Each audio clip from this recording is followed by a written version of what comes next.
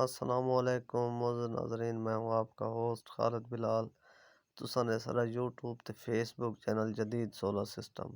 उम्मीद करना कि सारे दोस्त खैरियत नाल होसन, क्योंकि सोलर दे रेट दी अपडेट मिल गई है। मैं कि ताज़ा तरीन अपडेट कर छोड़ूं, क्योंकि कोशिश होंदी है सारी जिस वेले भी सोलर दे रेट अप या डाउन थींदन तां असां कोशिश करन कि दस्ती अपडेट करन है।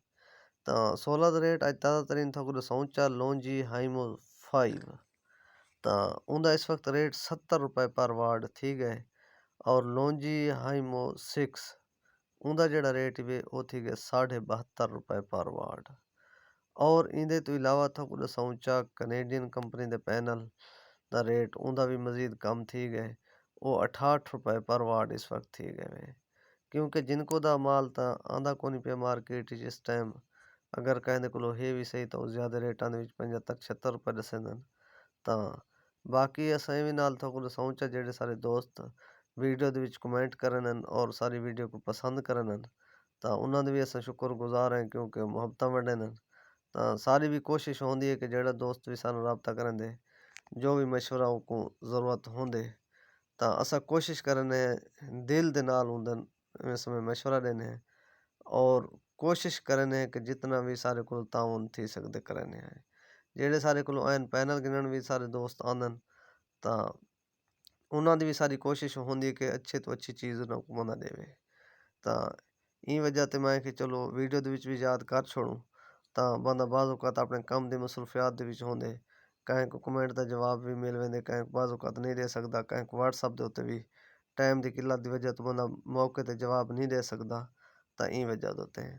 अच्छा वाल तो कुछ सावा चा मजीद भी सूरत हाल जी है पे सोलर दी फिलहाल भी कमी वाले पासे आवन दे इम्कान हैं, क्योंकि 10 तारीख तक दसेंदे पैन कि मजीद भी रेट कोई आ रुके तो 10 तारीख तक आ रुकसन, पहले फिलहाल 10 तक रेट मजीद भी कम थे दे इम्कान हैं।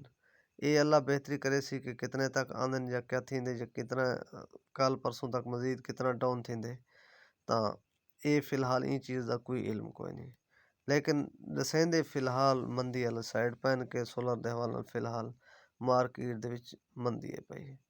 तां ई वजह ते मेरी कोशिश ये होंदी है कि बाकी तो दो सारे पुछदे पैन जे दा जेड़ा रेट है पिया वो भी दसां च सारे कोल होंदा कोई नहीं, लेकिन मैं पता करके तो रेट दी अपडेट ज़रूर करना कि उंदा इस वक्त 66 रुपए पर वाट है पिया और सोगो दा जेड़ा माल है पिया उंदा रेट है पिया 69 रुपए। ਤਾਂ ਇਨਵਰੈਕਸ ਦਾ ਵੀ ਸਿੱਖ ਦੋ ਸਾਰਾ ਪੁੱਛਦਾ ਪਈ, ਇਨਵਰੈਕਸ ਦਾ ਰੇਟ ਹੈ ਪਿਆ 74 रुपए पर वाट। ਤਾਂ ਇਹਦੇ ਨਾਲ ਆਪਣਾ ਖਿਆਲ ਰੱਖੇ। ਸੋ ਦੇ ਸੋ ਇਜਾਜ਼ਤ, ਅੱਲਾ ਹਾਫਿਜ਼।